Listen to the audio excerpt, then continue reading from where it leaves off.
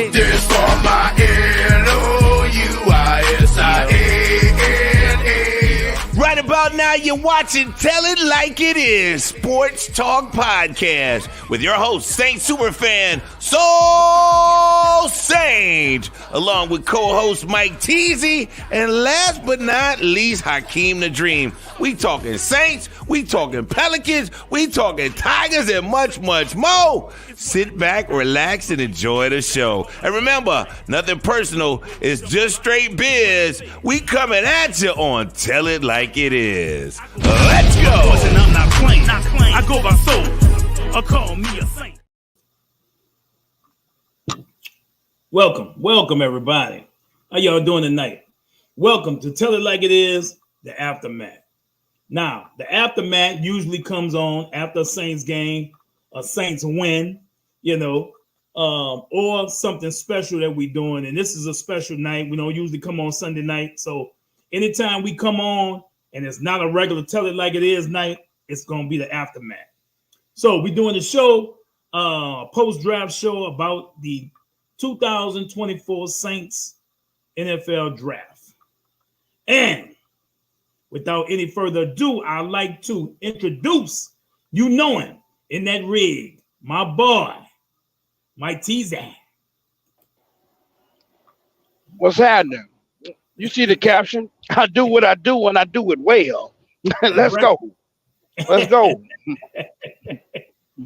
What's happening? Oh, not much, man. Right. We ain't got a few people in. Look, they're not used to us coming on Sundays, bro. We got That's two cool. people so far. We got Miranda in the house. What's up, Miranda? How you doing? What's up? She said, hey, Teasy. What's happening, Miranda? What's good with you? What's up?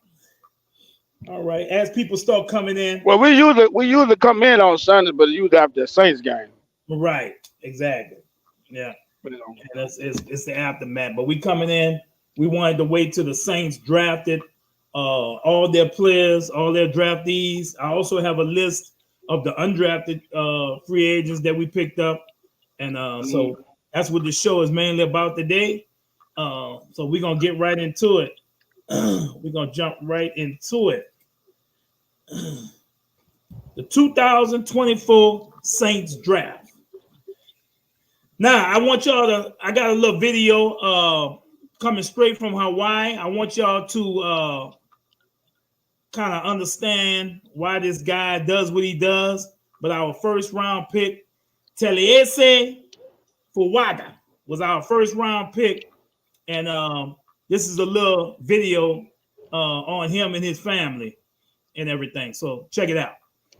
The 2024 NFL Draft, the New Orleans Saints select Taliese Fuaga, tackle, Oregon State. Taliese Fuaga. It is a big day. Good evening. I'm Mika Miyashima. And I'm Jack Cunningham. Yeah, you can say a huge day for one football player with Hawaii ties who is officially heading to New Orleans Saints. That's right. Taliese Fuaga's mom is from Nanakuli. S.A., as he's known by family and friends, grew up in Washington State and played offensive tackle for Oregon State, but he chose to have his draft party right here with his family in Hawaii. Our Rona Navalas, she caught up with S.A. and his mom tonight in Waipahu. It's a story you'll see only on Island News. It was really just speechless for me. Like, I couldn't really put it into words. It's just like, a lot of hard work and stuff kind of pays off, but, just thank my Lord and Savior Jesus Christ. So that's all I can say. With the 14th pick in the 2024 NFL Draft, the New Orleans Saints select Taliese Fuaga, tackle, Oregon State. Hawaii has always had a special place in Taliese's heart. His mother, Sal Fuanga, was born and raised in Nanakuli and attended Nanakuli High School. Her eldest son was born in Hawaii. We asked him, where does he want to do his draft? And he said Hawaii. And so for me, I was really excited because my whole family is in Hawaii. My husband's family is more in the mainland. But I was so happy when he said it was Hawaii. Family united through triumph and tribulations, from grief to victory. Taliesin Fuaga carries his older brother's memory with him during a major accomplishment to the NFL. At first, it was just, just a sport, just to play because my dad. But, like once I got to college, you kind of figure out like, I kind of have a chance at making it to the league. So. Football has always been a family sport since he was in kindergarten that he cherishes with all his 3 brothers and keeps the memory of his brother Austin alive in the game. Fortunately, my brother Austin had passed away in 2021, so I think just having him pass away, like it's a bad thing, I lost my brother, but it definitely pushed me harder to play football with a different perspective, just now you can really make it to the league. But my brother, obviously, he's here with us in spirit, but I'm glad I made it so far. This is my second son, Austin. He passed away, but Austin was always a person to help talk to Ese, right? Because Taliesin, I call him Ese. When he was in school, I call him Big T because he was a big Taliesin, right? During football and everything. But with my son, he was always like a father figure, telling him what to do, what not to do. But, God had taken him but I know he's watching over him and just guiding him through what he's going through right now. His mother describes her youngest son, Taliesin, as humble and that he made many sacrifices to make it this far, even when he didn't want to be away from family. My husband was always there, picking him up after school, taking him to training, rain, shine, he's always there. I'm over here because, it's close to my family, and I just want to celebrate it with them. So. Growing up in Washington State, he says the Seahawks was his favorite team, but that once he realized his potential to make it to the league, any team would get his best, and the New Orleans Saints will get his best. Rona Navales, Island News. Yeah, that's touching motivation, Mike. Sure. You got motivation, bro, too. Hungry. Yeah. What they say? Hungry, And them Samoans, they play, bro. They play. I don't know. They're huge. They're huge. they're huge. 6'6". And they very freakish. Like they that big. But another thing is they very strong and athletic. Like there's a whole bunch of them. Yeah, like Anthony Munoz, Haloti Nada. It's a whole bunch of them. They just big and just freakishly strong, man. Like and they got that nasty side too. Yeah, they got a mean streak. They don't play. They got a damn mean streak. They don't mess around. You don't see nobody messing with those Samoans, man. No. No. But hey, what's good, everybody? We got the tribal chief. We got the tribal chief. I thought it was a fascinating pick. I love the pick. It's something you had to immediately address. It was the most important position that you definitely had to immediately address. That you had 3 guys that you lost. How you doing, baby? There's 3 guys that you immediately lost from Hurst, Ramczyk, and Pete. So you had to address that immediately. When you had to get your guy right then and there to plug and play. So I thought I had my grade for it was an A. And I like the film on the guy. Me too. He's strong. Like I say, he's athletic. And another thing about him that they didn't mention, well, they did mention it at the draft, Mel Kiper did. He's versatile. He can play both tackle positions. He can also play inside. And it's good to have that. It's good to have that. He didn't play that much at left tackle, but they say it ain't no hard adjustment for him. So I thought it was a great pick. It was a fabulous pick. I'm happy with the pick, and I gave it an A. Solid A. Solid A. Solid A. Because just like we were talking about earlier, it's a possibility that Ramczyk may have to retire. So anytime you're a man that big or that size and you lose a knee cartilage, you're going bone on bone. The man more likely in the future gonna need a knee replacement. So like it's best that he retire. You know what I'm saying? So I thought the grade was a solid A. Fuaga. Issei. I'm gonna call him Issei or Big T, like his mama called. Big T or Issei. Yeah. Issei. Solid pick. Very happy with that pick. Very happy with that pick. What's up, Lee? My sister on here. she never get to see the shows because it's usually on a work night. But I was coming on Sunday evening. She ain't did nothing. She ain't went to the game. She ain't got no all white party or nothing like that. So she's here. What's up, Lisa? What's happening? That's the queen, the Egyptian queen, the who that queen. What's up? My boy Ronald in the house. What's up? What's up, bro? But yeah, Mike, you know, like I said, we don't know the status of Ramczyk. They probably, like you said, pushing them to retire. My boy on the other side, Penning, you know, he's had his issues, and you know, I mean, he's going on. This is going to be his third season. You know, he was injured, and you know, now so we don't know his status either. Then James Hurst, he retired. So this was a position of need, a position of need. And then we didn't have to go up and get. He fell right to us. You know, we was gonna take one of them tackles that because it was tackle heavy. You know, right? So we didn't have to reach for him, and I give it an A too. I can have my feelings I have toward Derek Carr, which I don't have really a lot of great things to say, but you know, I do want the man protected. You know what I'm saying? I do want the man protected. I do want them to solidify the offensive line and give him some protection. And also I want to be able to have an opportunity to run the football. You had him over Joe Alt. You my cousin, I love you to death, David, but you're crazy. You're crazy as cat. He said he had him over Joe Alt. You crazy. Yeah, you crazy. Mike, you would have took Joe Alt over him, huh? Man, what? Joe Alt all world. What? It wouldn't have been no hesitation. Joe Alt, plus he played in a better competition and he dominated. Like, it's not even close. Joe Alt was the number one tackle. Matter of fact, the number one offensive lineman in the draft. It's not even close. No. I like Issei, don't get me wrong, but he ain't better than no damn Joe Alt. No, sir. You know, but like I say, it's the position. Joe Alt is a premier left tackle. Mm-hmm. This guy that you drive, Issei, he basically is a right tackle. Mm-hmm. You know what I'm saying?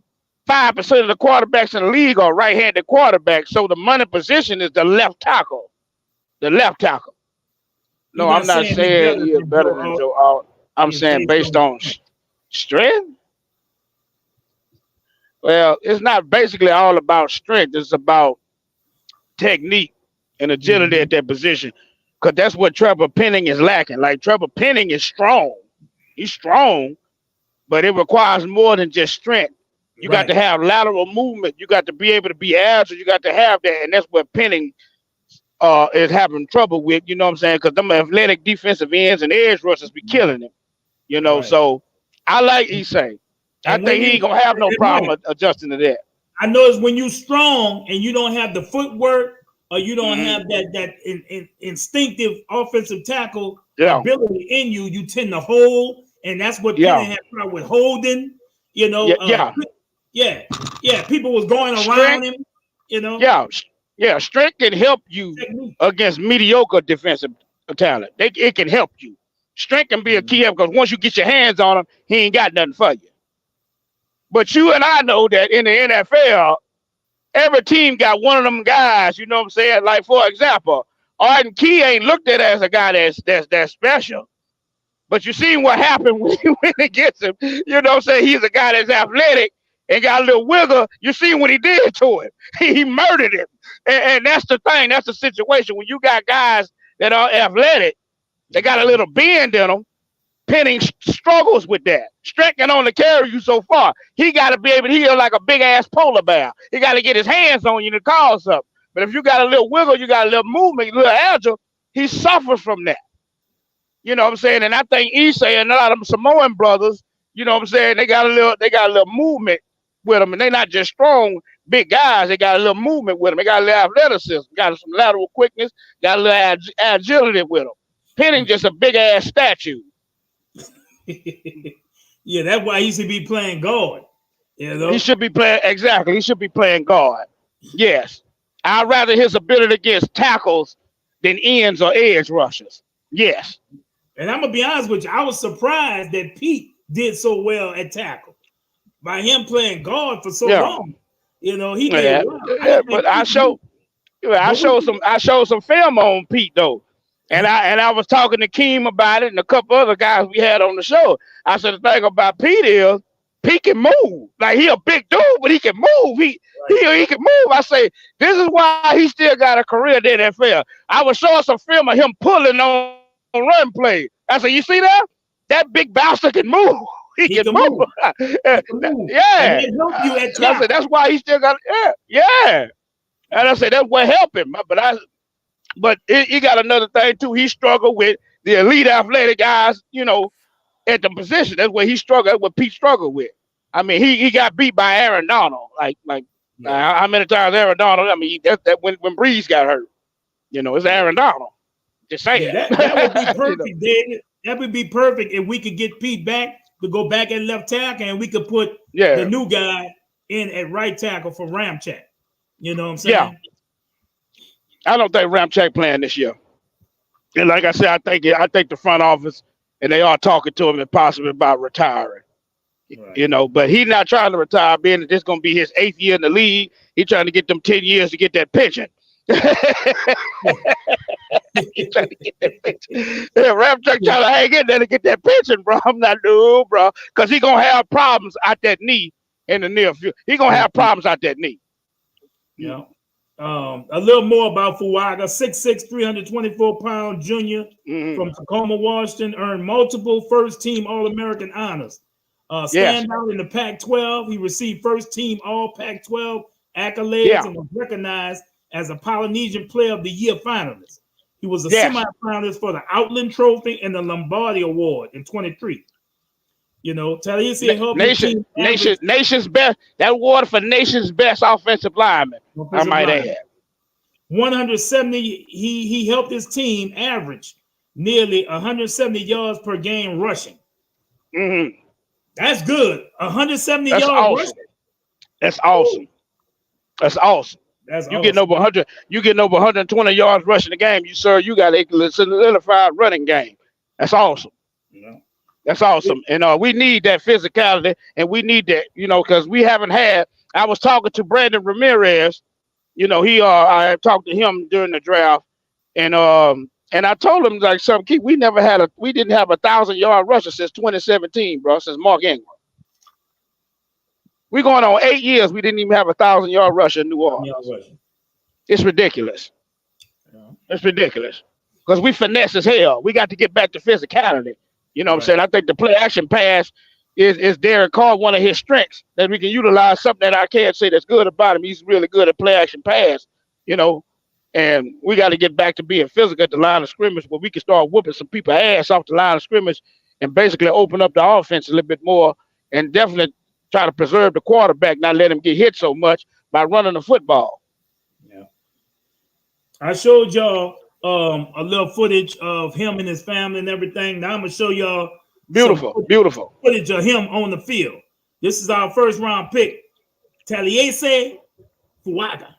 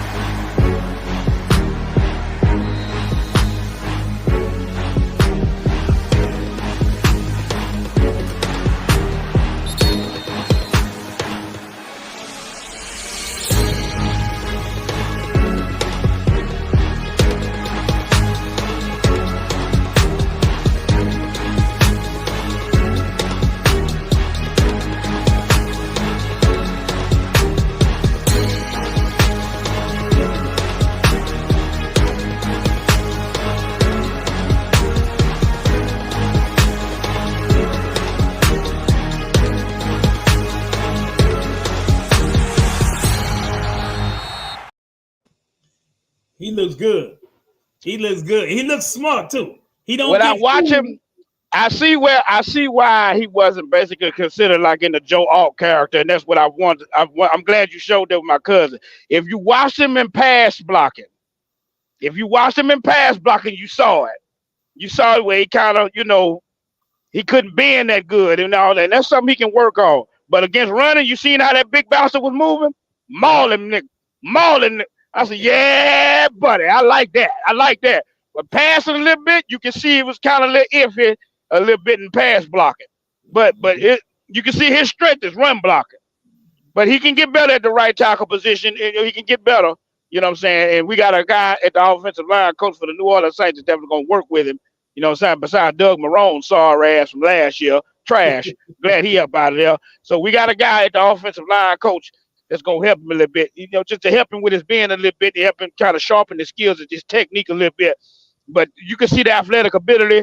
You can see the mean streak where he was straight pinballing bouncers. I said, yeah. Especially that goal line. I know you saw it, so it kind of made a smile on your face when he's at that goal line running over. I said, yeah, I need me a road grade on the goal line. I like that. Yeah. It shouldn't be you inside the damn 3-yard line. You got to throw the football. Absolutely not. Absolutely not. And look, absolutely not. No. All the highlights was against good team. Florida. I saw him against Florida, against Georgia. Yeah. One against Georgia. Yeah, hey, bro. Yeah. We got us a good pick, and we both give him an A. We both give him an A. I think I give him an A plus. I give him definitely that. Yep. It's something you had to address. You had to address that immediately. That's the most important thing to address. You need a plug and play guy immediately at the offensive line position. And tackle was the number one spot at the line position. It's A. It's definitely solid A. Solid A plus. Yes. Solid A. From both of us. Yes. All right. A. After trading up 4 spots in round 2, the New Orleans Saints selected cornerback Kool-Aid McKinstry from Alabama with the 41st pick. And these good are from good school. Y'all know Alabama. I know y'all know about Alabama. Okay. 41st pick in the 2024 NFL draft. And McKinstry, 6'1", nice, good height. Junior from Birmingham, Alabama, was one of the nation's top corners, who also contributed at punt return for the Crimson Tide. He was selected as a first-team All-American by the Associated Press and the Sporting News, in addition to being selected as a semifinalist for the Jim Thorpe Award, presented each year to the nation's top defensive back. In 23, McKinley broke up 7 passes to go with 32 tackles, including 2 for loss. 14 punt returns for 86 combined yards with a long gain of 33. Hey, Kool-Aid, McKinley. Let me show you a little highlights of Kool-Aid. Then we're going to McKinstry. We're going to talk about that pick. This is Kool-Aid. Here comes pressure off the edge. Hit as he throws, and he went into traffic. And Kool-Aid McKinstry comes up with the pick. The first time they were real, it was Brian Branch. Governors keeping their foot on the gas on second down. That's a pick. That is Kool-Aid McKinstry. And McKinstry's got some blockers if he can stay on his feet. And he's tripped up around midfield, and it's incomplete. Nearly intercepted by McKinstry. Mama, there goes that man. Kool-Aid McKinstry matched up one-on-one on the outside. Drive for the Razorbacks. That might be a lateral, and there's a flag down. And so is Hazelwood. Yeah, it looked to me like... That's Kool-Aid, baby. Kool-Aid. That's Kool-Aid. I know you're dying to hear what I think about that pick. Yeah, I was a little surprised that they went cornerback. But I mean, I guess you never can have enough good corners. You know what I'm saying? And we still have wide receiver. Yeah. You know, at Marshall. Yeah, right. Yeah. So I want to hear what you got to say about that pick, Mike. Another A+ pick. I I got emotional about that pick because I figured that you on borrowed time with Marshawn with that type of pick. I'm gonna just say this about Kool-Aid McKinstry, what a lot of people probably didn't understand and been reason about. He is the #1 corner in this 2024 NFL draft. A lot of people, the reason why Kool-Aid McKinstry wasn't the first corner pick because he has a Jones fracture. It was told in the physical he had a Jones fracture, but in the combine he still competed with a Jones fracture and ran a 4.47 with a Jones fracture. People, I want you to understand that is a crack, a fracture right in the middle of the base of the foot. This man had a crack broken right there, bone in the middle of his foot. This man ran a 4.47 with a Jones fracture.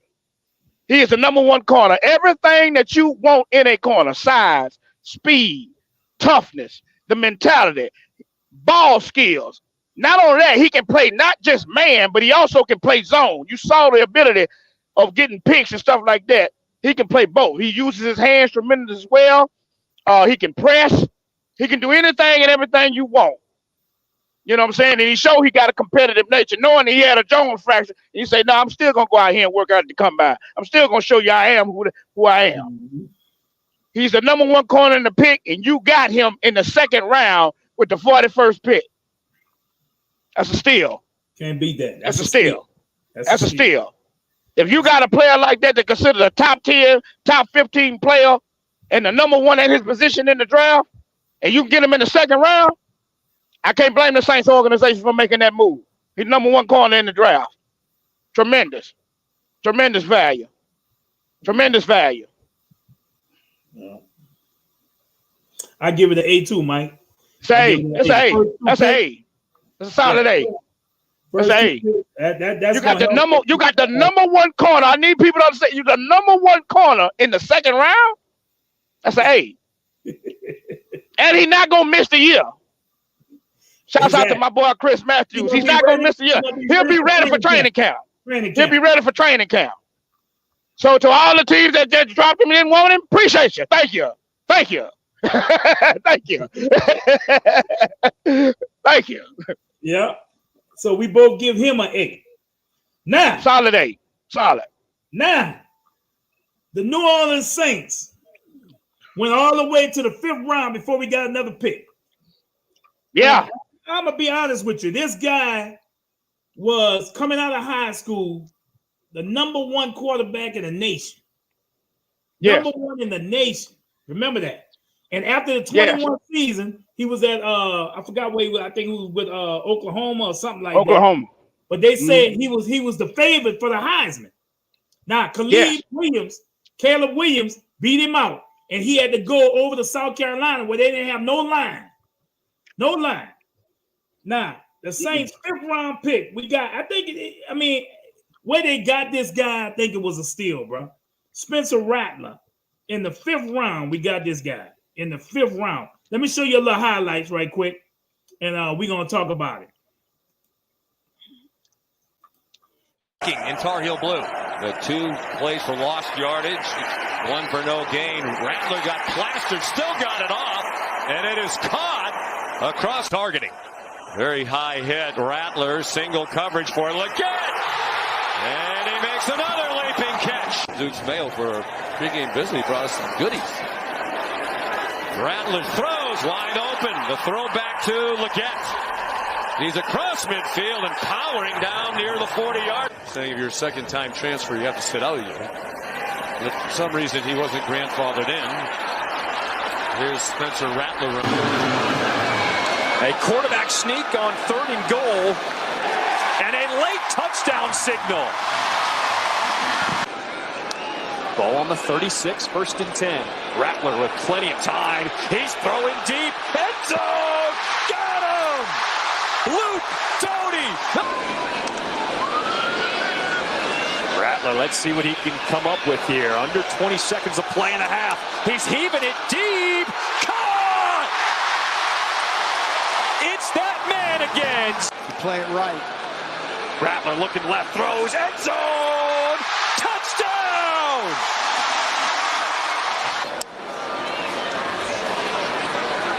Rattler, the pump fake. He's looking for a big hitter. Eddie Lewis had to make an adjustment. That's why he can't. Rattler on 3rd and 8. Furman brings pressure, hit as he throws. Jump ball! What a catch! Xavier Legette! College football playoff games, including the national championship last year for Georgia in their secondary. Rattler, plenty of time, and what a throw to Legette. Rattler pumps one way, goes back the other way. And inside the 10, inside the 5, and in the end zone. I'm going to be honest. If y'all notice one thing, now I'm going to be honest. He probably is a good, solid quarterback. But if you notice, who caught most of his balls was the first round wide receiver, Xavier Legette, who went to Carolina. He made a lot of them passes look good. Because when you got a first round receiver like that, you throwing to, you know what I'm saying? It makes you look better as a quarterback. Because a lot of them passes wasn't on the money. Legette made good catches. Legette made good catches. So we will see, you know. I give this pick, myself, I give this pick a C. Because we got to see. We got to see what this guy can do. You know, we got to stay. I like that. We got 5. I like to play on. I like to play on words. You did. I like that. Yeah. I know about Spencer Rattler. Being a highly touted quarterback coming out of high school on Rivals.com, he was considered the top quarterback in the nation. What hurt him is a lot of times it can hurt or it can help you when you come up a big time program and you go to a lower level program. Right. Or it can be kind of like vice versa, what it did to Jaden Daniels. He was at a mid-level program in Arizona State, but then when he went to LSU, had all the talent to work with, it basically turned him into a 3rd, 4th round pick to now a top 2 pick. So Spencer Rattler has talent. You know, he has a good arm. He has athleticism. He has that. The size you don't like a little bit because he's like 6 foot and a little change, you know, kind of like Drew Brees-esque. But he does have athletic ability. And like I said, what hurt him was he went to South Carolina where they didn't have a lot of talent, didn't have a lot of opportunity to compete against, you know, big-time schools. Like 60% of that film that you just watched, it was against Furman. Right. Furman, FCS school. So, you know, and I know people that paid attention saw that. You know, Austin Peay paid a lot of attention. Austin Peay. Yeah, Austin Peay and Furman. You know, they only had like a little bit of highlights when he went against North Carolina. Because more than likely they lost. They got against Georgia too. Yep. Yeah, but the kid got ability. I would like to see him and Jake Haener compete. You know what I'm saying, for the number 2 spot. I think Haener got a leg up because he know the system. But being in his potential, Mr. Pick, I didn't see coming. I thought they was going to dress defensive tackle and wide receiver at that position at the 3rd pick, which was that 5th round. I thought they were going to dress that position. I wasn't looking at them getting a quarterback. You know, I still would give it a solid B based on the potential and what you know, and what I do know what he is early in his career. You know, and he got beat out by a guy that was the number 1 overall pick in the NFL draft. That ain't to be slighted on. So right. You're right. You know, I give it a solid B. I give it a B. A few little stats. 6 feet, 211 pounds, spent 2 seasons with the Gamecocks after beginning his career at Oklahoma. He played in 48 career contests, posting a 28-14 record, 42 career starts while completing 68.5% of his passes for 10,807 yards, 77 touchdowns, and 32 interceptions. He threw at least 1 touchdown pass in 32 of 42 contests. He finished his Gamecock career 5th all time in passing with 6,212. He also ranked 1st in California history in career completion percentage. 1st, remember that. In Carolina history. Accurate. Right, 675. Accurate. Career completion and 9th in career passing touchdowns. Just 2 seasons in the Garnet and Black. So that's where he ended his career with the Gamecocks. I give him a C, might give him a B. for what this guy came out of high school, his potential and what they said he was gonna do to get him way in the 5th round, you know, we'll see. You know, I don't know. That's why I give him a B, because I know he got the potential. And you go with a team with some talent, he can be able to highlight that. Exactly. You know, so if you that's why I gave him a B. When he had time to throw, he was throwing dots. When he had time to throw, he was throwing dots. You know, he got a good arm. I like that throw. I like that throw he made, that Patrick Mahomes throw when he ran to the right and throw like a 55-yard, man. It was right on the money, man, on the run. I said, yeah, he got to have some type of arm talent to do that. And, you know, and it was very accurate. And like Patrick, he is a mixed boy. he is a black guy.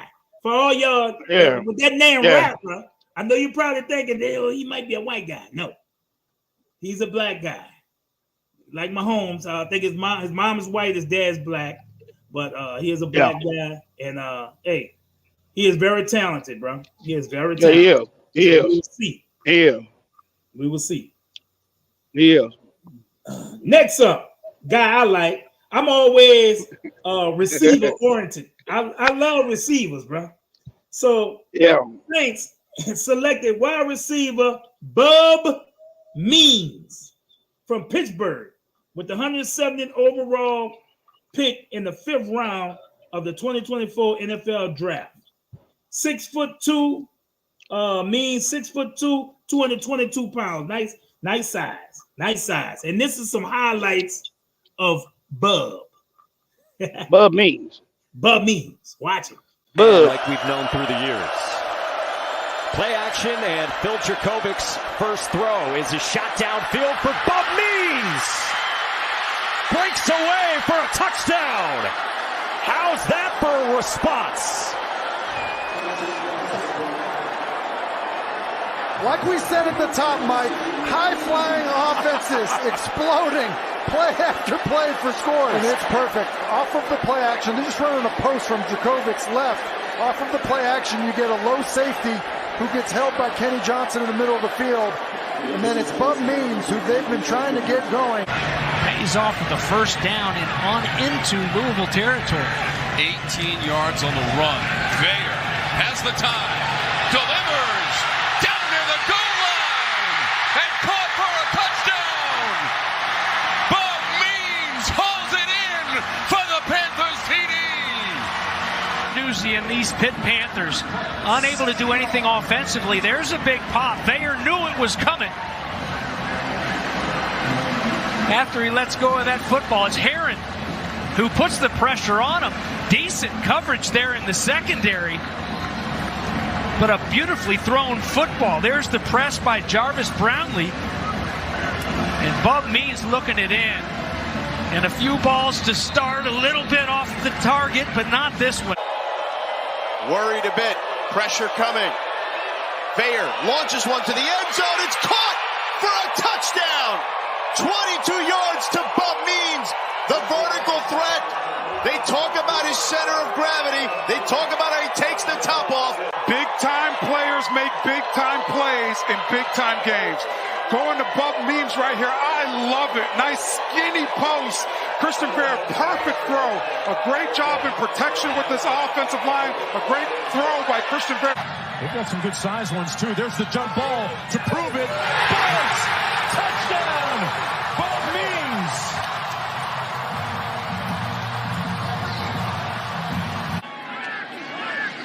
Again a play face. Looked over the middle of the field, went back, separation, Bub Means, touchdown. 21 yards, and Yarnell, great drive. And you saw he wanted to get the ball to Bub Means early, and he was covered, and pump fake and stuck with him, and somehow the coverage dropped him. Watch Bub's tied up in traffic, then everybody lets him go right there, down the field. And a huge Yarnell on 2nd and 10 with time again. Can't find anyone open. Rolling to his right, throws it to the end zone. Is it a touchdown? It's caught by Means. It is a touchdown. Bob Means goes up and gets it. What's up, Bub? I like Bub. I like Bub. Nice speed. What he ran, a 4.4, huh? Yeah. Bub. Yeah, I like Bub. Bub, he used his hands on a couple of them passes, but most of them was basket catches. I don't like receivers too much that catch the ball with their body. But a lot of them was dropped right in there. You know, he don't put his hands up a lot. You know, I noticed that. And you got to put them hands up in the NFL. They're gonna knock that shit out the way, you know. But I like Bub. Good size. He also was a teammate of Alontae Taylor at Louisiana Tech. Okay. So he did 2 years at Louisiana Tech where he didn't do that much. Maybe they didn't know what they had. And then he went to Pitt, and that's where he started to excel. So Bub. What's your grade? What's your grade? I give Bub a B. B for Bub. I give Bub a B. You know, we got a big stable of wide receivers. So you ready for the tease? You ready for the teaser take, right? Ready for the teaser. If you watch that film, you didn't see him run a lot in the middle. Why is that? He didn't run a lot in the middle? You watch his route running, he only specializes in one route, the 9 route. He's a 9 route specialist. Not saying he can't run in the middle, but he's a 9 route specialist. His strength is he's a 9 route specialist. That's the reason why he was a 5th round pick. I like that. The B 6'2", 200 pounds, 220 plus pounds. That great size, great speed. But another thing that I like, one thing that I do like about him as a 9 route specialist, his body positioning. If you watch his hand play and his body positioning when he pressed, the man is tremendous. The young man is tremendous. He got a future in the NFL because he know how to position his body to get in front of the DB and to make a play on the ball when they throw it over the top of the shoulder on the 9 route. And a lot of guys don't know how to do that at the wide receiver position. He is an expert at it. You watch Bub, he is an expert at it. I would like to see his ability to run in routes. Besides the 9 route, I would like to see what he can do 0 through 8. I would like to see what routes he can run, the slant route, the post route, the end route, the cut route, the comeback, the hook. I want to see all that. I want to see that more of his repertoire. And I think that's what a lot of times, that's why he went basically in the 5th round, to have that ability. You that size 6'2", 220 pounds, you should be able to have the ability to go all over the field. And I didn't see that. So, but he is a 9 route specialist. You're not asking him to come in and be, you know what I'm saying, your number 1 or number 2 guy right now, you know, basically just fitting on the totem pole for depth and just basically to C. I'll give it a solid C. I'll give it a C. You know, I didn't know this. I was reading after starting his career as a defensive back, he was a defensive back at Tennessee, where he was played with current Saints teammate Alontae Taylor. That's where he played with Alontae at Tennessee. Yeah. Then he played 2 years at Louisiana Tech, then 2 years at Pitt. I got to see if I'm kin to that guy because that's my mom's maiden name, Means. Means? You know, on my mom's side of the family, Means. I got to see that because my great grandfather, God rest his soul, was Robert Means. Well, was you kin to Natron Means? Probably is. I don't know. Big running back. Natron Means. Remember Natron Means? Came from the Chargers, yeah. Then he went to Jacksonville. In '95 when they had the you know what I'm saying, basically I forgot what they call it, the 17 draft, whatever. But yeah, he went over there with the Jags too. Right. The supplemental. I followed the supplemental. Nah, draft? it's you know they call it expansion team draft. Oh yeah, expansion, the new team draft, from the yeah. league. Yeah, expansion draft, yeah. Okay. Also in the 5th round, the New Orleans Saints selected linebacker Javian Ford from Texas. Like I said, I noticed all our picks is from good schools with good competition. I like that. You know, they didn't reach for them schools like where your boy Peyton Turner came from. You know what I'm saying? University of Houston. University of Houston. Right, that bullshit. So University of Central Florida, some damn well. Yeah. Right. So this dude's from Texas with the 175th overall pick. We got Javian Ford. Let's take a look at him. See what he's looking like. Javian. All the way down to the 36. Daniels tapped and intercepted. He had 4 last year, and Jalen Ford. Himself and his teammates. Direction to Vaughn. Bad idea. Running back been a little bit more forward. He might have been tossed. 3rd and 8. Marcus Major only gets maybe a half a yard. Is a focal point for what they want to do with Hutchinson at the top. Over the middle, complete, caught but short of the first down. Holders. All kinds of time, shaping, picked off at the 40, and it's coming back the other way. Yes, they are the best. Look out, coming the other way, Manjack. He wants to throw it. He can't. To the formation with Willis taking a direct snap. As he gives to Gray, and Gray able to turn the corner and go it. Duggan in trouble, steps up. Wrapped up at about. They're going to hand it off. Silas is going to be a little bit short, setting up a very interesting 1st and 10.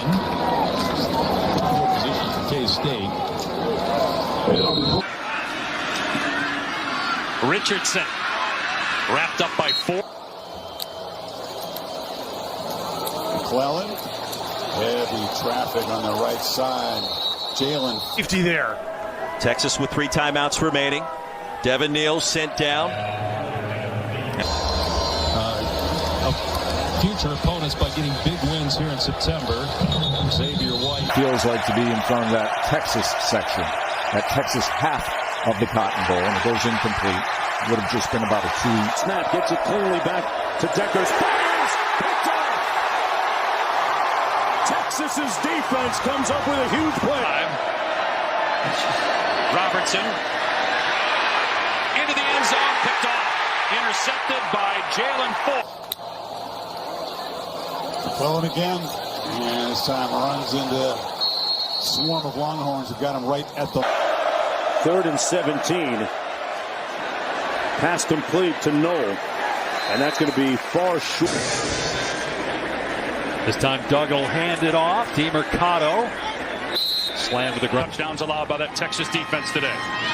Pendergrass, and it's driven back. Jalen Ford. I like looking at him. I say it looked like he got a nice little motor on him, and very instinctive. Got a lot of picks. I'm looking at him. I can see why he was a 5th round pick. A lot of people should have saw it in the film. Like I say, from a coaching standpoint, I can see why. But I'm gonna let you go ahead. Go ahead and finish. No, go ahead. I like to know because you say he's looking like a 5th round pick. I want to know. Go ahead. I can see why. He's not the most athletic. He's not the most athletic guy.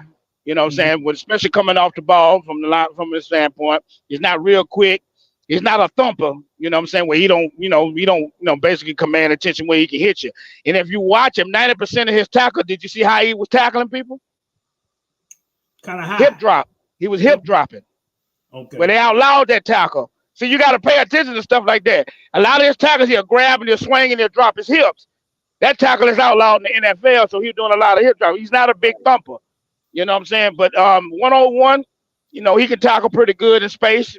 That's pretty good. But I hope he better learn how to tackle better than that damn hip tackle, because they're gonna call a 15-yard penalty every time he tackles somebody. But like I say, he's not that athletic. He's not, he's very instinctive. Very instinctive though. Very intelligent, very instinctive, knows where to be at the right time, can play on the ball. I seen him bat down a pass or two, and it's like he's very, you can tell he's very intelligent. He relies on his intelligence. That's how you can play in the league at linebacker for 10 years when you use this. You know what I'm saying? So, but I can see why he'll 5th round. He's not all that athletic, like as far as fast and quickness and all that. He ain't elite on that elite level, and he's not a big thumper. Like you got to be able to bring some attention. Let a motherfucker know you come in this middle, it's gonna be consequences. If you come in here, it's gonna be consequences. He's not that type of guy. And he looked like he's a pretty good leader. I seen how the guy was coming toward him when he make plays or stuff like that. So you can see he's an instinctual leader. But, you know, you got to have you a guy for Demario Davis. Right. Demario Davis is 36 years old, coming up in age. We thought Demario Jackson could probably be the guy, but look like Demario Jackson may be a guy that's basically fit for special teams. And may can come in as a rotational piece from time to time on third down or something like that. That may get a guy, Demario, a breather from time to time. But you got to basically be able to build that. You know that Demario Davis is basically on the end of his career, where this is his last stop. You know, he's not playing he's not playing for any other team. And you got to basically build for that, you know, so you can see what you can develop right now. I like the pick. At that time, I still want a defensive tackle. I ain't gonna give it an A, but I give it a B. I give it a B. All right. I like his size. 6'3", 240 pounds. Good size. He was a 4-year linebacker who played in 49 games with 29 starts for the Longhorns. He was named the 2022 third-team All-American by the Associated Press. He racked up 4 interceptions in 22 to tie for the Texas season record for a linebacker, which was last accomplished by Derek Johnson in 2002 and 2003. He was also tabbed the 2022 Defensive Player of the Year by Dave Campbell's Texas Football and earned academic All Big 12 first team honors in 21. So I think this year, hopefully he could play special team. You know, if he can play special teams, you know, I think he can find a spot for him on his team. I definitely want to see him in the preseason. And I would like for him to get in the rotation. I like for him to get in the rotation. I wouldn't want to play special teams. If you're a guy that's basically has a developmental position that you know you may be next in line once Demario go ahead and hang up his cleats, I want to see him in the rotation in game. That's the best experience you can get. In the game, when it's live, in the game. I want to see what he got in the rotation. Believe me, he gonna get a lot of preseason. Oh yeah. Oh, he gonna get plenty of that. He gonna get plenty of that. You know, but I want to see what he got in the game. I want to see what he got. Put him out there in the lines, then, baby. Let's see what he got. I like it. Might give him a B. I give him a solid B. Solid B. Yeah, solid B. I give him a B too. I give him a B also. Solid B. 2 solid Bs for Jalen Ford out of Texas. All right, moving on. Yep. To the 6th round. Oh. Defensive tackle Christian Boyd. I love this pick. 6'2", 320 pounds. Here's some little highlights of Christian. Check him out.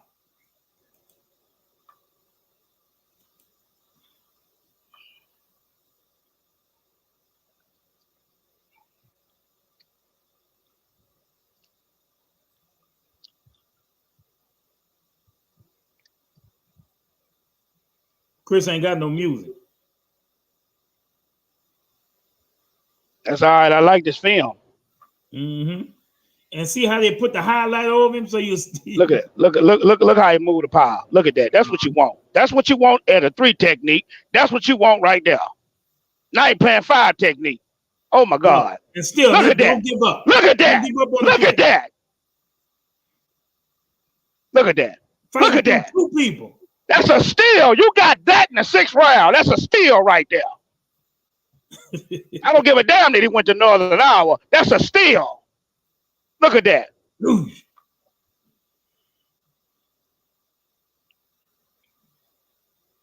And I think that's what it is because he went to Northern Iowa. He went to a small school, but it jumps off the screen. Look, the ability just jumps off the screen. It's still 2 people blocking him. I don't care. Yeah, it's the ability just dropping off the screen. Like, look at him. Oh, he's gonna make the roster. I guarantee he's gonna make a 53-man roster. I guarantee that. Look at it. Just don't give up. Don't quit. Motor. Something Peyton Turner need to learn. Look. Oh, that's at the Senior Bowl against big time competition. That's at the Senior Bowl. That's Michigan. Look at that. Look at that. That's an A, bro. Christian That's an A. A. A. I'm sorry. Let's see. In 6 seasons at Northern Iowa, Boyd 6'2", 320, played 49 games and recorded 149 tackles, 22.5 stops for a loss, 10.5 sacks, 5 passes defense, and 2 forced fumbles. That's good when you play inside and you got them kind of stats. You know what I'm saying? 2023, the Kansas City native. You did say he played that. You said he played that 6 years, right? In 6 seasons. Oh yeah, I didn't see 6 seasons.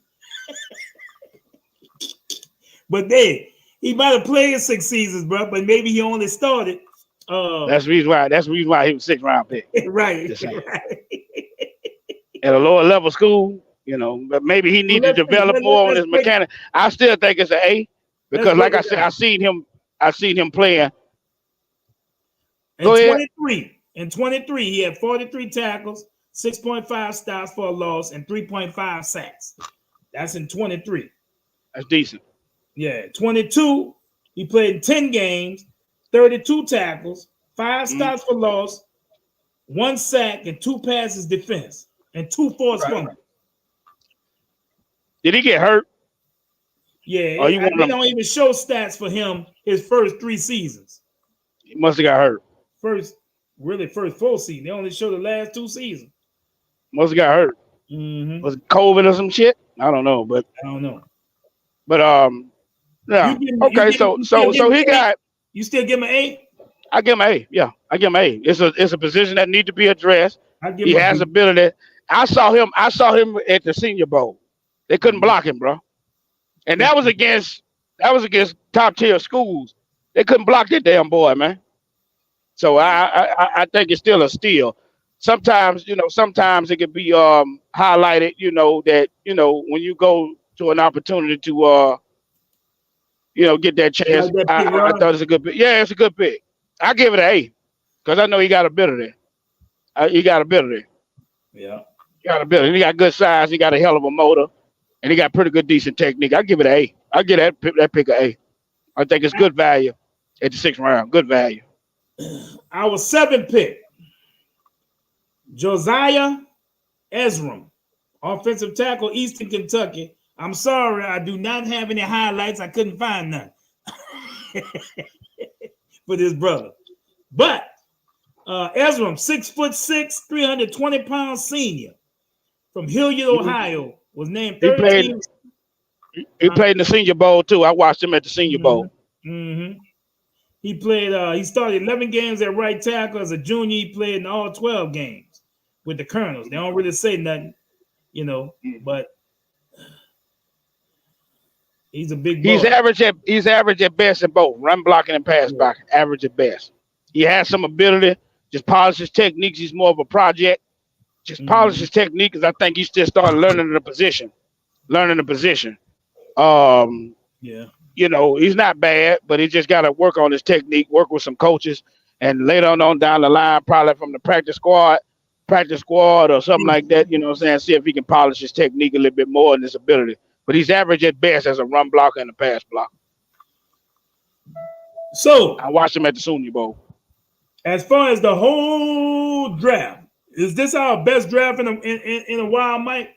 What you give? What grade you give the entire draft class? I gotta see him perform on the field, but if you ask me, just board, it's an A. You give him an A? Yeah, you address the position that you need to address. There was an emphasis on that. You didn't really take a lot of risk on basically like looking at lower. Yeah, you got one lower level guy, but it was a guy that I thought had a lot of potential, and he's a bit of age, where he's 24 years of age. With the defensive tackle, but I thought that you did your homework, and you didn't get any Ohio State players, which was shocking to me. Shocking. Yeah. But I think they did a great job addressing the needs that they need to address, and you got some great value at the picks that you had. When you didn't even have a 3rd or 4th round pick, you got some great value. So I give them an A. I give them a good A for what they did. I give him an this 8. draft class an A. We'll see how everybody performs in the future. You know, if everybody on this class, this draft class makes the team down the line, if they're playing from years to come, we'll see. You know, we'll see as it yet to be seen. But as far as going after what we needed, I think we did a good job. You know, maybe somebody was in there helping Mickey Loomis and DA, you know, with these picks. Maybe John Gruden was somewhere in there we ain't seeing. They probably listen to the scouting guy instead of just basically like look at a whole bunch of list of names while the draft was going on. Say, well, we're gonna go with this guy because he ranked right here according to what a scout, a draft expert say. And besides you doing your own homework and doing some film study on the guy, you know, I think they listened to probably Jeff Ireland, the scouting guy. I think he had a lot to do with that. Because if it was up to Dennis Allen, Mickey Loomis, oh my God. Now, did you hear the rumors? They said the Saints was targeting Penix. I think that's a lie. I don't believe that. How Dennis Allen caped and basically coddled Derek Carr. You know what I'm saying? Because if it's anything that's considered an issue or threat in the quarterback room, especially how they treated Jameis and all that other stuff and everything, if it's anything that basically it got to constitute with it as a threat to Derek Carr, where he ain't comfortable, where they got to basically hold his hand through the process, I don't believe that. I don't believe they was looking at Michael Penix. I don't believe they was going to put themselves in the position to trade up to get Michael Penix. If it was another player that they had in mind that they probably wanted to get, besides, I think we'll get one of those elite offensive linemen they was looking at. I'll probably look at it from that issue. But I don't believe that they was trying to get no Michael Penix. I don't believe that. No.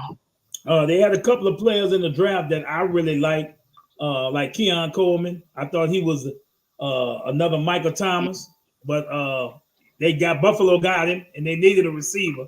The first pick in the second round, 33rd pick. Yep. They took him off the board. Hey, for all y'all who think y'all gonna get Keon, here you go. We gonna open it up, and we took him off me the and board. Keem was talking about it, and we in position to play the trade up or possibly to get him. I would like to have him, but it didn't work. Soon as we was finishing that, team just went to cussing. I was like, yeah, they done picked him, man. I know. That's how I was too, man. The guy I really was heavily liked and I loved a lot was Jerry Rice's son, Brendan Rice. I was shocked that man fell all the way to the 7th round to the Chargers. He went to the Chargers in the 7th round. I didn't know Terrell Owens' son, Terrell Owens. Tariq Owens. Yeah, Tariq Owens was in this draft. His son is named Tariq Owens, and he got undrafted, and he got picked by the 49ers as an undrafted pick. Okay. Terrell Owens' son. So you had a couple of Hall of Famers' sons in there. Marvin Harrison's son, Terrell Owens' son, and Jerry Rice's son. And also Jeremiah Trotter, his son. Yes. And got picked by Philly. Yeah. Which I think was cool. That was cool. The coach tried to make a move to get Marvin Harrison Jr., but they just didn't have enough to give up. You know? Right. Also, Joe Alt, his daddy played offensive tackle. Yes, he did. Yep. For Denver Broncos back in the day and stuff. Yeah. So, you had a lot of father sons in this draft. You know, a lot of father sons, you know, and that's nice that, you know, they was able to, you know, make their fathers proud, you know. This is our undrafted free agent list. We got, I don't know if you know any of these guys, Mike, Oklahoma State defensive end Nathan Lalu, TCU safety Millard Bradford, Idaho wide receiver Jermaine Jackson, Minnesota defensive tackle Kyler Ball, Vanderbilt punter Matthew Hayball. I hope he win it. Colorado State tight end Dalen Hoker. Yale wide receiver Mason Tipton from Yale. You got me on that one. I've never heard of this school. Slippery Rock, wide receiver Kyle Sheets. You ever heard of Slippery Rock? No. Me either. Slippery Rock. Well, I gotta look that up. Boston College guard Kyle Hergel. Pittsburgh State cornerback Rico Payton. South Dakota State linebacker Isaiah Stallbird. Southeast Missouri State defensive back Lawrence John. Louisiana Lafayette running back Jacob Caboti. Tulane, they center Sincere Hainsworth. Okay. Nice name. Mm-hmm. Nice name. Hainsworth. Even though I don't want you sincere on the offensive line, I don't want you sincere. I want you mean as hell. And Nebraska guard Nuri Nuwili. I got to look and see. Yeah. Good job. Thank you. Because I would have struggled. So we're going to see what happens in the near future. But the 2024 season has begun. It always starts with the draft. Yes. So here we go. Next thing is going to be not training camp, but OTAs and So and then you're gonna have that second wave of free agency. Yep. So you're gonna have that second wave of free agency. My driver. What's happening? Aaron. Hey, the deposit has been it's Tuesday now. The deadline for a $50 deposit for the cruise is $50. Hey y'all, we're going to Jamaica. We just did the Mardi Gras. We're going to Jamaica now. So hey, y'all inbox me for info. All right, Aaron. But the 2024 Saints draft, we both give them an A. So hopefully all these players can help the Saints win. I know my brother, he was like the Saints had him very pissed off. He's very pissed off with the head coach, the GM a little bit, So we will see, if they can change his feelings and make him a little happy this season coming up. So we'll see. So when I tell you I can't stand Dennis Allen, bro, like every time I hear that man's voice, I want to choke him. I want to choke him. Now I have came to the point and I have to deal with Mickey Loomis. I just have to deal with him because he got wrote in the will. So you can't just fire him. He got wrote in the will. When I found out that information, I was, oh Lord, I have to stomach him. Right. Fine. He's not making any calls on the field or anything like that, or orchestrating game plans or substitutions. So I like, cool. I just have to deal with him. But Dennis Allen, I want him out of here. I can't stand him. I can't stand it. I can't stand it. I can't stand it. Aaron said, look, Mike probably would have snuck him. He said he saw him jogging on the track. Oh, man. I probably would have got arrested. I can't stand Dennis Allen. Byron said Slippery Rock is University of Pennsylvania. Okay. Slippery Rock. That's just Quakers. The Quakers. Yeah. I think just regular pen. The Quakers. Hey, learn something new every day. Yeah. Okay. Yeah. Appreciate that. So also I just want to talk about the Pelicans tomorrow play. They face elimination. They're down 3-0. And I just don't see, without Zion in the lineup, I don't see us winning this last game. I'm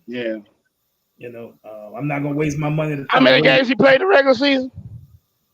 This year? Yeah. Let me see. Let me look that up.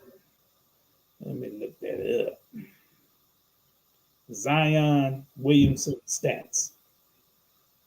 I mean, he played in the regular season. Let's see. In the 82 game schedule, How many games he played? No over 65, right? Yeah, had to be. It had to be. It had to be.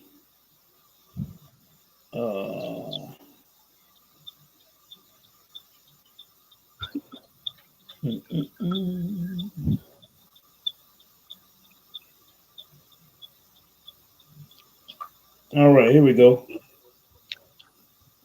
24 games played, games started. 70. 70 games. 70 Only games. missed 12. Amazing. Right. So he can qualify for all NBA team. Because the quote is you got to get 65 or more.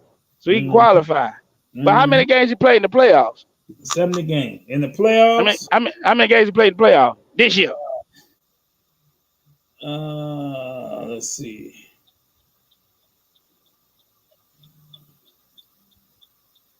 Well, I can tell you that. He played in the play-in. Uh-huh. Yeah, he got hurt in the Laker game. No, he didn't play. Yeah, he didn't play in no playoff game. Exactly. Yeah, that's why I asked that question. Oh, all right. All right. Yeah, because he got hurt the last game of the season. When you need his black Gumby face ass, when you need him the most, where he at? Where he at? I bet he with the porn stars. Why, y'all? I bet he doing something. I bet he active there. Right. Bet he active there. Making babies with them. Yeah. But stay here. You know, it is what it is. Sick of his ass. Get his ass out of here. It is what it is, bro. Trade his ass. So you know, it's never been done. Nobody's never came back from down 3-0. So I don't think we're gonna do it. You know, I know it's one game at a time. I don't think we're gonna do it. Because like I said, like me and Mike said, if Zion was there, they wouldn't have no answer for him in that time. No, they wouldn't. And I'm not mad about it because I don't think he's a bad player. I think he's good. You know, I think we better with him than without him. I can tell you that. You know, and you know, I still want his ass traded. I don't want him. Because when I was done with him last year, I don't want him. I just want him to increase his value so I can get something good for him. I want his ass out of here because I'm sick of it. Every year after year, I'm sick of it. Right. And B.I., you this close to me, B.I. You that close to me. I can't trust your ass either. You know what I'm saying? But definitely, I think we would have had a shot. You know what I'm saying? Because Oklahoma, a young team, even though they got the #1 overall seed, they're a young team, and I like the matchup. You know, with Zion, I like the matchup. I think he definitely would have gave you that piece where he would have been an unstoppable force. Yeah. Also, I want to give a shout out to one of my favorite Saints players. If it wasn't for him, we wouldn't have made it to the Super Bowl. They gave him back his Heisman. I'm talking about my guy Reggie Bush. Man, appreciate that. So awesome, bro. Definitely deserve it. They shouldn't have took it from him because they act like that. They act like paying players or giving them incentives. I know a lot of y'all that's watching this on this program remember the movie Blue Chips. Yeah. With Shaq them back in the day. Man, they've been giving these kids like cut it out, bro. Cut it out. Exactly. Like, man, stop remember they gave your boy Daddy a track and all that? Come on. Yeah, bro. Man, they've been doing that. Gave him a sports bag full of money, 30K up in there. They've been doing that, man. Man, cut it out, bro. They've been doing it. Been doing it. I'm just happy, you know, because it's fucked up when you look at the Heisman list and then they have 2005 empty. You know, come on, bro. Y'all know that man was the best player bro. On earth that year, bro. Yeah, get that man his Heisman, man. Get that man his Heisman, bro. The most electric running back in college ever to me. That dude was just the shit he did. You know, that's why we was expecting so much when he came to the Saints, and we was like, damn. Oh yeah, high expectations. Yeah, we had high. I wouldn't say he's the most electric though. Well, there was a guy. There was a guy. I can remind you of somebody. There was a guy in 1988 that rushed for over 2,600 yards that went to Oklahoma State and won the Heisman. Okay. All right. Barry Sanders. Yeah. Yeah. But if you look, you know, Barry run more like, you know, he had his moves, Like but Gale he Sayers? go downhill. Like Gale Sayers? If you go watch the tape of Reggie Bush, bro, it's just crazy, bro. This dude. Oh, he was electric. Yeah, it's crazy. He was electric. He was catching the ball, returning. He was doing everything, and it's like you held your breath every time he touched the ball. Like, oh my God, you know, like, yeah. He definitely was the best player in college football. Then he was.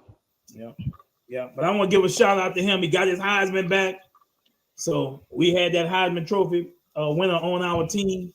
I was happy to see that. Reggie Bush. Happy to see that, bro. Yeah. Happy to see that. Shout out, Reggie. Shout out, bro. Shout out. Reggie B. Yes, sir. Yep. All right, y'all. Hey, thank y'all for tuning in. You know what I'm saying? Thank y'all for tuning in tonight on the Aftermath, our little post-draft show. We still coming at you Wednesday. They're pretty sweet. They're pretty sweet. What? This show is pretty sweet. Oh, yeah. It was nice. Yeah. You all cleaned up and stuff. I see you over there. I see you.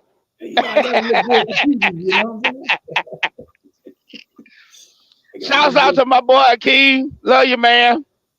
You know, I definitely want to get your perspective on some of these picks and stuff. We may can elaborate on some more Wednesday. We get some more news, you know, but it's a pretty good show, bro. And shout out to Soul, man. I had the highlights for y'all. A lot of y'all may not knew about the players and stuff, so showed you some highlights of the guys so you can get to know them a little bit better. Yeah, so I had to do my homework last night. I couldn't find no highlights on the last guy.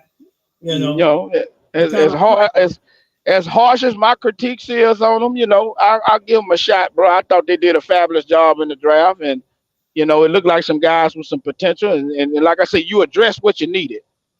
You addressed what you needed, and I thought you didn't reach for a lot of stuff. You know, you went on ahead and got the best available at the position that you needed, and you gambled. You made a risk on a player that was considered the best at his position, which is in Kool-Aid McKinstry, which was I thought was a Class A pick.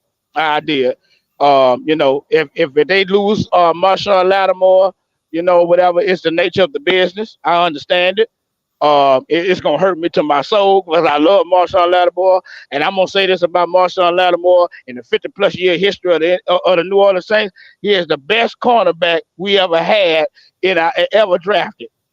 He the best. Marshawn Lattimore. Kool-Aid McKinstry can live up to that. I welcome that because, like I say, it's always youth. They're gonna be, you know, youth and talent. They're gonna beat out somebody that's aging and cost you a lot of money. You know, because like I say, I would love to have the number one cornerback tandem. Cornerback 3 tandem. That secondary be scary.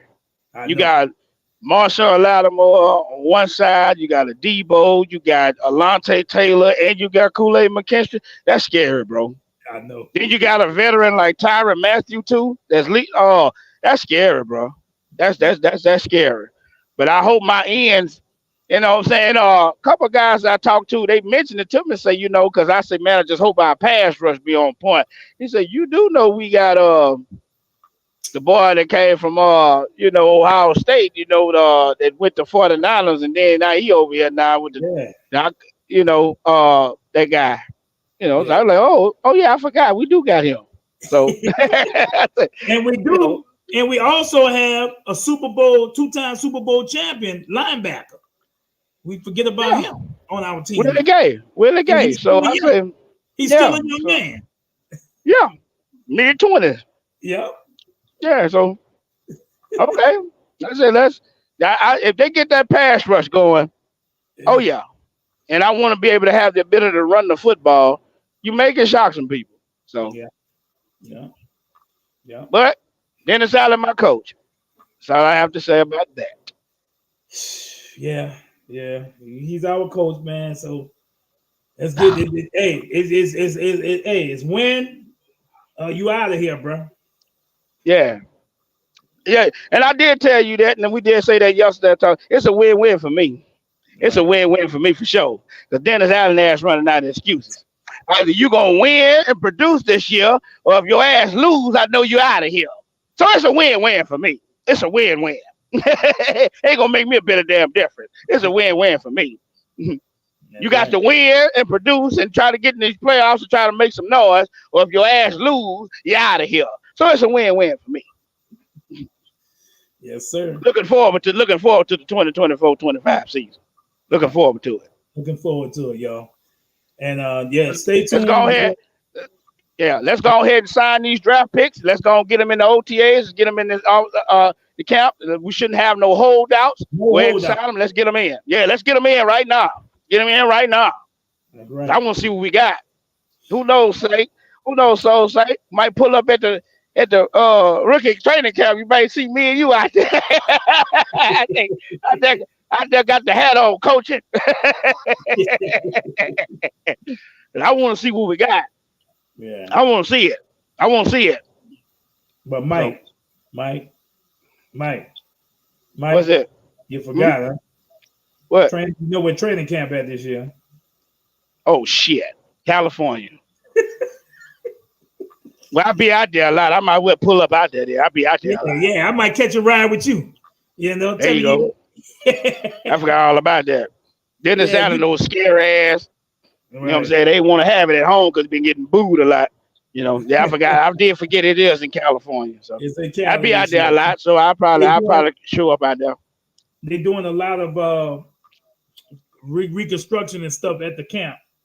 So they've been doing a lot for getting ready for the Super Bowl. That's one thing, because remember, these teams got to practice at the same facility. The Super Bowl teams. Hopefully it's the same. It can happen. Use the facility. They're doing a lot of upgrades to the facility and stuff. It happened twice. It happened twice in the last 5 years. 56, 57, the 57, 58 year history of the Super Bowl that where two teams hosted. Yeah, had to be them. You know, Tampa Bay and the Rams. Diaz Brady. Yeah, Tampa Bay and the Rams, I think, did it. Yep.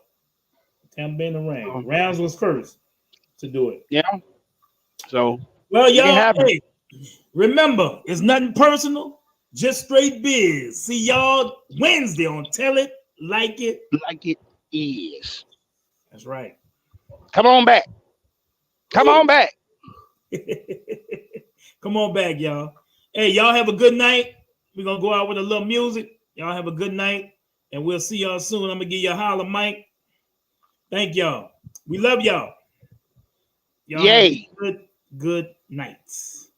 Let's see what we Yay again. You know what? I'm going to go out with something funny. Funny? Yeah. Like what? Hold on. Let me see if I can find it. Yeah. Okay. Let's see if this is it. Big please. Mediocre team and Big D. That's what makes this funny. How about the Cowboys?